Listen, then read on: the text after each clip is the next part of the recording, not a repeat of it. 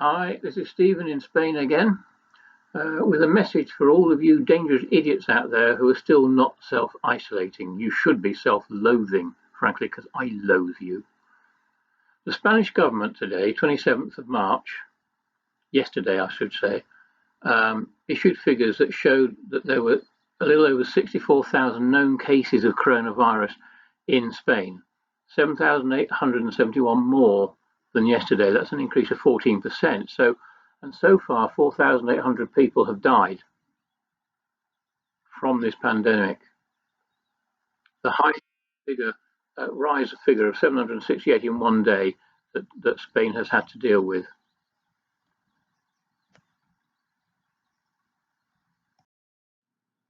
Sorry, being a bit distracted by the dogs there.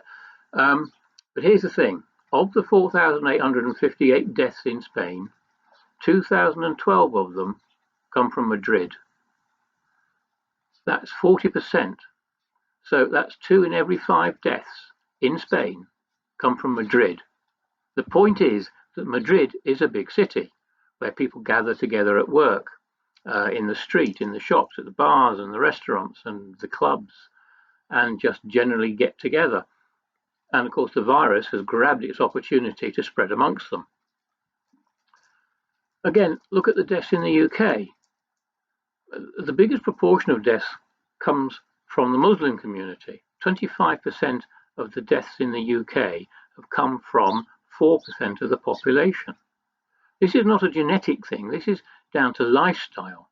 Muslim families are a lot closer than most other British families, and they live often 3 generations in one house under one roof, which makes it extremely difficult, particularly for the old, to self-isolate. Now, the Muslim Council of Britain has asked mosques to close, but a substantial number of them are apparently staying open. And of course, the close-knit nature of Muslim prayer, Islamic prayer, means that the virus can spread from one to the other. Muslims in general are also more sociable, more social. They mix together more, they eat together more, they eat often from the same plate. This is perfectly normal. And of course, hugging is much more common amongst the Muslim community than it is amongst other British people, particularly the old English people, which is another way that the virus is able to spread.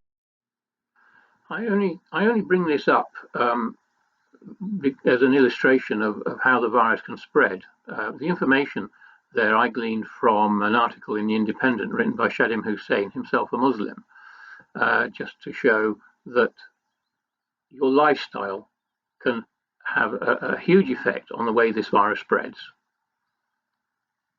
So the point is, your lifestyle is spreading the disease. If you won't self-isolate, then the virus will continue to spread.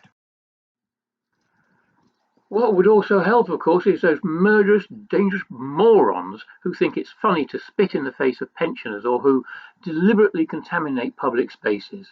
I've seen video of a man wearing a mask who removed the mask. He was on the tube. He removed the mask, licked his fingers, and rubbed his spit on the hand pole. In another video, I saw a man in a supermarket licking the handles of the trolleys. I mean, how disgusting is that? How can you lick them anyway? But these disgusting creatures should, frankly, in my opinion, be prosecuted for attempted murder, because that's what it is. Deliberately contaminating public spaces. You may already have heard of the case in the United States where a man licked some product on a shelf and very proudly put it out on YouTube. He has been prosecuted under the Terrorism Act that they have in the United States. And I really can't understand why people would do this. What are we teaching our young? There's no respect for the elderly, nor for any form of authority. There is a sense of entitlement, totally undeserved, which puts the blame for their failures and their ills on everyone else and not on their own ineptitudes. All I can say is thank goodness that the young people around me are better than that. I seem to be turning into somebody who's constantly angry. I'm really not. It may appear that way, but I'm really not that way inclined. I'm generally quite a laid-back, humorous sort of person. But these things, you know, this is serious. For goodness sake, grow up and take this seriously. I'll see you later.